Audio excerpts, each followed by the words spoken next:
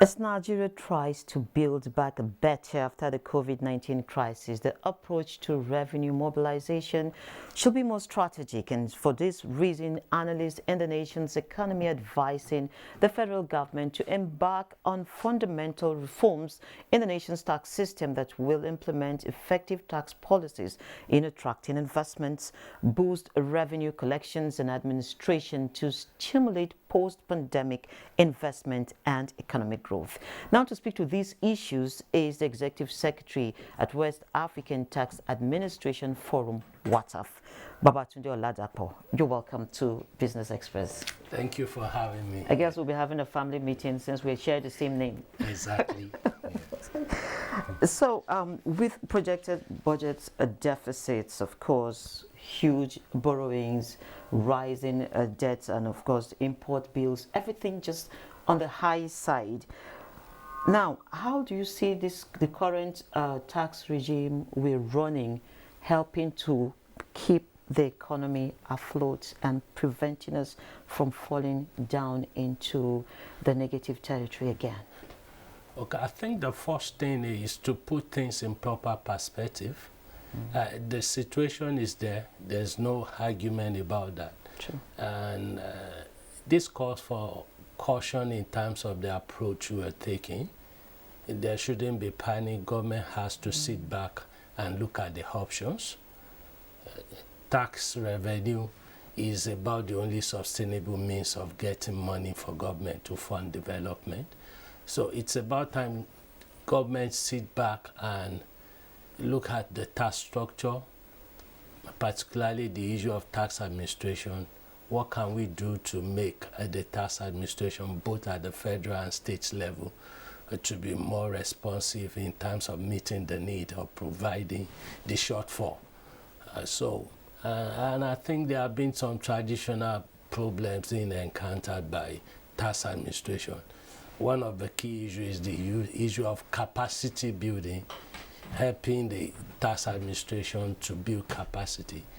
If you notice during the pandemic, there was something came up that was already growing. The digital economy came to fore, and that's an aspect of the economy that Nigeria as a country has to be prepared to tax effectively. I know the tax administration has been doing one or two things to bridge the gap, but government support has to go in terms of helping them to build the capacity. Then in terms of providing the political will, which has started a couple of years ago, when you look at the Finance Act, which has really helped tax administration at the federal level to be able to change the laws, to be able to collect taxes where necessary. There has to be more in terms of providing that support to tax administration.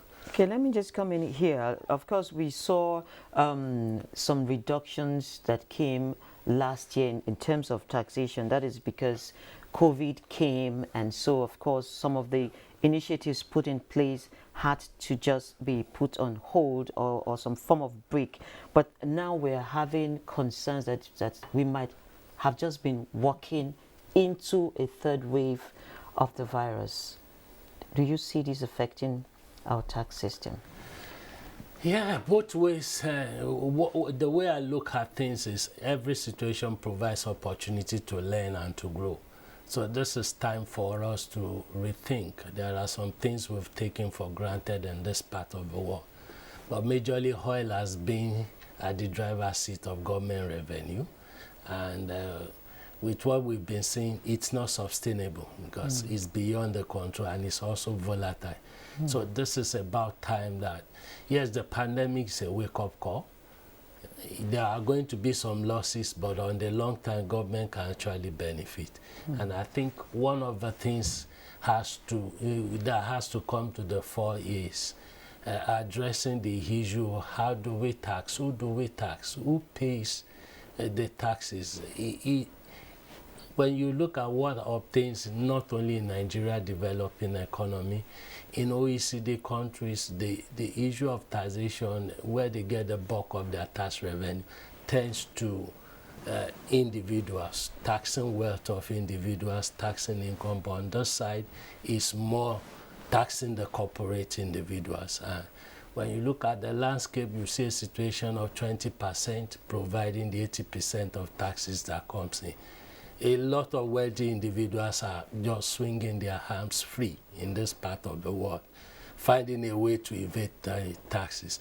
So I think the issue of equity has to come in. If you follow the news, Oxfam published a publication on reducing inequality. It's appalling to see that less than 20% controls the wealth of, and those guys are not paying as much as they should, because that's the idea behind taxation. When you have more, you should be able to pay more. So I think government will have to rethink in terms of areas that has not been sufficiently taxed other than corporate taxes. We should be talking about wealth taxes. We should be talking about some other forms of taxes that would discourage pollution, for instance. We should be talking about property taxes, which are not really be effectively done.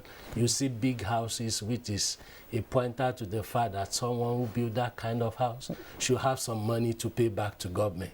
So those are the new areas we have to start thinking and putting pressure on those areas so that government can be able to recover on the long term from the shock of the COVID-19. Okay, now still looking at the tax system, you've pointed out some very, very disturbing issues, like 20% of the people funding the tax system, and so we found ourselves in a situation where our tax ratio to GDP is extremely low. These are concerns being raised by the World Bank, raised by the IMF, and also every other development partners. Now, what do you see happening in the short and the long run to drag these people who aren't paying taxes and to build up the ratio? Yeah, I think one of the things, I'm a taxman, and I think one of the perennial complaints of the taxman is access to reliable data. Taxation thrives on unavailable data. If you don't have the right kind of data that will help you to track who has what, who spends what, it's going to be difficult. I think one of the approaches has to be, on the side of tax administration, pay more attention to how you gather taxes, data, how you analyze and store them. So who is responsible for this data? Yeah, the data comes from different areas, because, for instance, if a corporate does banking, does transactions, so you have the data you get from the banking system, the data you get through the government agencies, and the data you get from other business concerns that they patronize.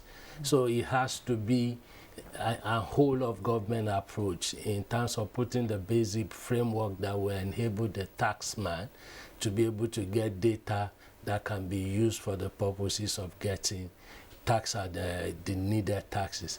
And then in terms of technology, now technology is the in thing, and businesses have gone virtual. The experience COVID-19, you could transact businesses.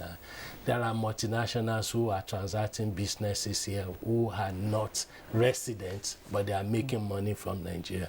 So the tax administration has to be adequately supported to be able to get technology that will enable them to track those transactions and be able to get the fair share of taxes for the Nigerian economy.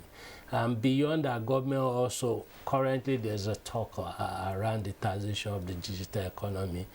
The OECD is leading that talk, and a couple of rules have been rolled out, which is just testing the water. And Nigeria demonstrated some kind of, because Nigeria refused to sign the inclusive framework, which is a good one, that it's not all papers that you sign. And so I think the Nigerian government has some reservation in terms of the breadth of the recommendation. So those are the kind of things we want to see going forward, because because the multinational out there, they are always, capitalism is about making as much money as you can. Yeah. So, and you will never expect multinationals or wealthy individuals to come and say, this is all I have. You have to do all you can to be able to get what you want from them. So that's the side that government has to put in place the political will, the support for tax administration, and of course, most importantly, deterrence in terms of the penal system. If someone doesn't pay his fair share of taxes, what happens? It shouldn't be a case of a slap on the wrist and the fellow keeps evading taxes. Okay, I must sincerely thank you, Mr. Babatunde Oladapo, for coming on the program. Thank you very much. Great. And so we move straight to the commodities market.